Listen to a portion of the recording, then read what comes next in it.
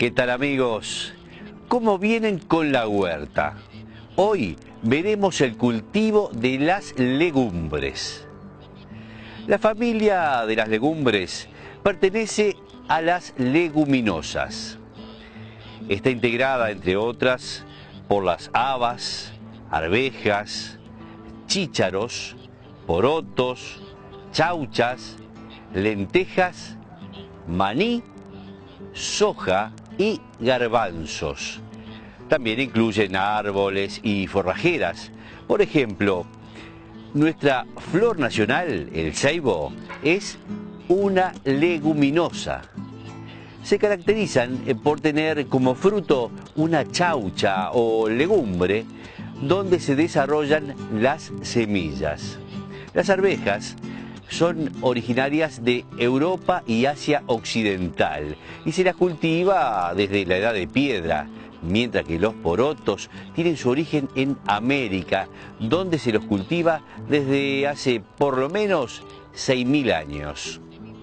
Debido a la amplia variedad de especies y orígenes que existen, tenemos legumbres que se cultivan en invierno, como las habas, arvejas, chícharos, garbanzos y lentejas, y otras que se cultivan en verano, como porotos, chauchas y maní.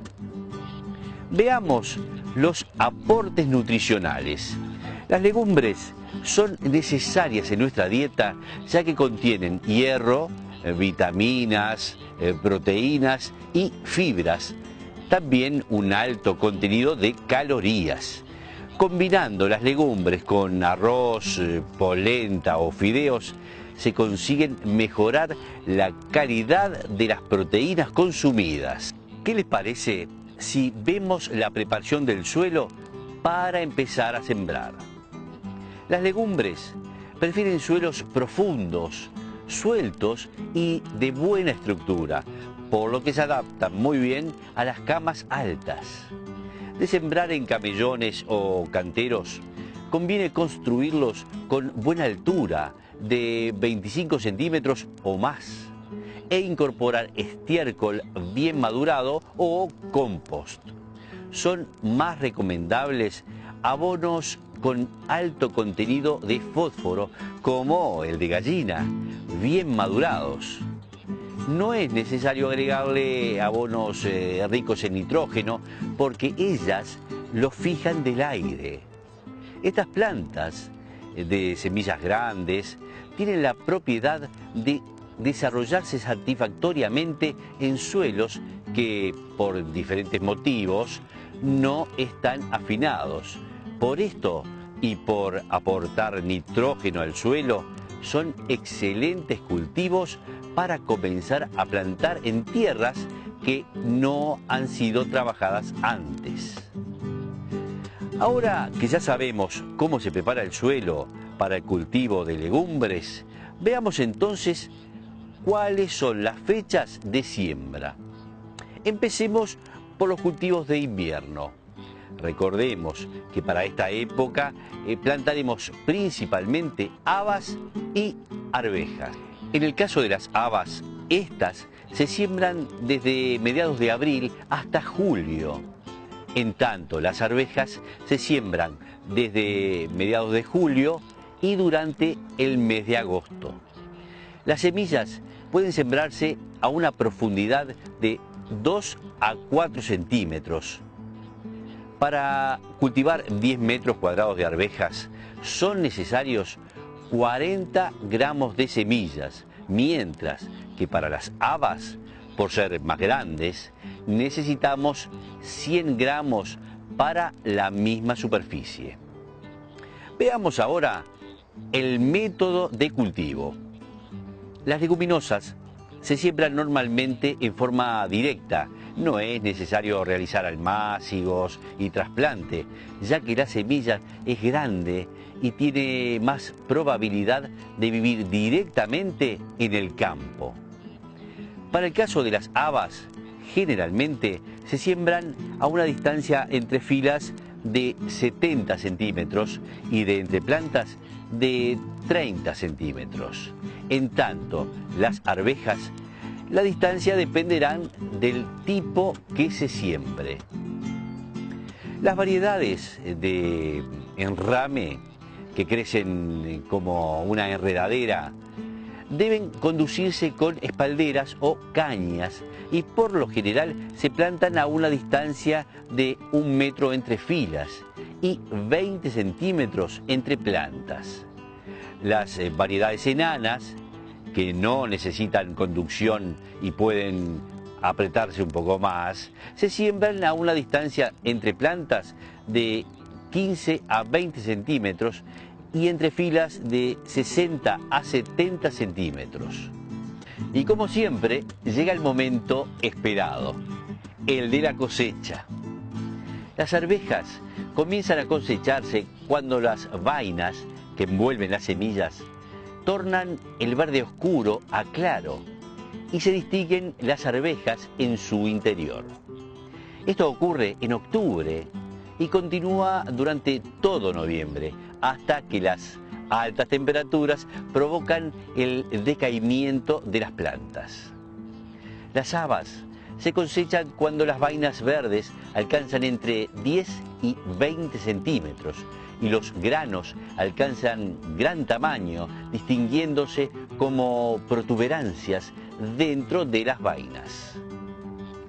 La producción de habas también decae durante noviembre cuando las temperaturas suben. Para ambos cultivos deben realizarse pasadas, o sea, cosechas, cada 3 o 4 días, dado que la sobremaduración ocurre en poco tiempo. Presta atención a este dato. En 10 metros cuadrados pueden cosecharse unos 5 kilogramos de arvejas frescas o unos 7 a 10 kilogramos de habas. Y ahora seguimos con los cultivos de verano, porotos y chauchas. Las chauchas se cultivan por sus vainas de color verde claro, largas y tiernas, en tanto que los porotos secos se cultivan por sus semillas que se consumen tanto verdes cuando están bien desarrolladas como secas cuando maduran. En nuestro medio se conocen muchas variedades de porotos locales de excelente calidad y que se los identifica por el color del grano. Algunos de ellos son frutilla, azufre, manteca, mantecón y negro. Prestemos atención a las fechas de siembra. Las chauchas pueden sembrarse a partir de septiembre, en tanto los porotos se siembran luego de mediados de octubre, ya que son más sensibles a las heladas. Porotos como la variedad frutilla tienen un ciclo más corto, de 90 a 100 días. Por tanto, se pueden hacer varias siembras en el verano, cuidando la disponibilidad de agua. Los del ciclo más largo, de 100 a 120 días, como el tipo manteca, si son sembrados muy tardes en el verano, pueden llegar al invierno aún en producción y ser afectados por las heladas. Las semillas se entierran a 2 o 3 centímetros de profundidad, necesitando entre 50 y 100 gramos de semillas para cultivar 10 metros cuadrados, dependiendo del tamaño de las mismas. Veamos el método de cultivo.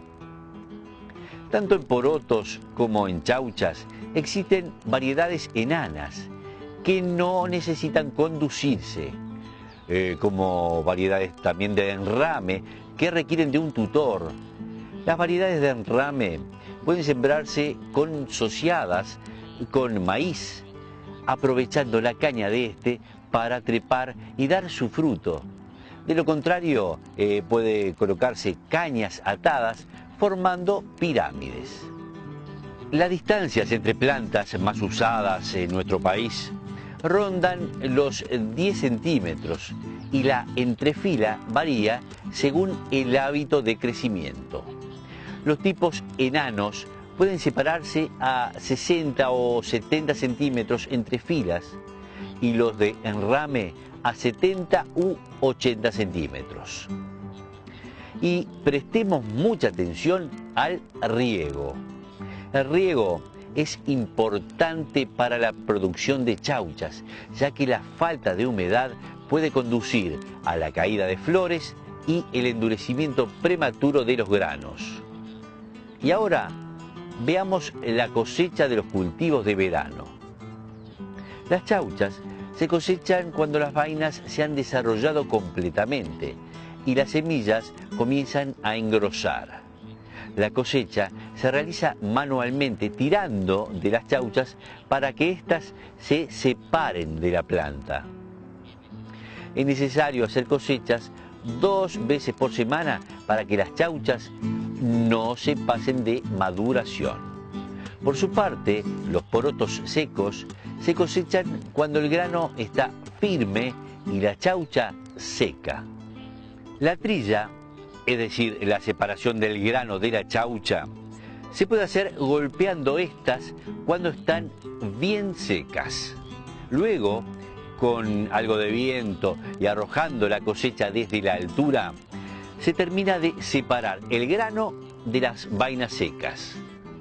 Se pueden obtener entre 2 y 3 kilogramos de porotos secos en 10 metros cuadrados de cultivo y 5 a 6 kilogramos de chauchas en la misma superficie.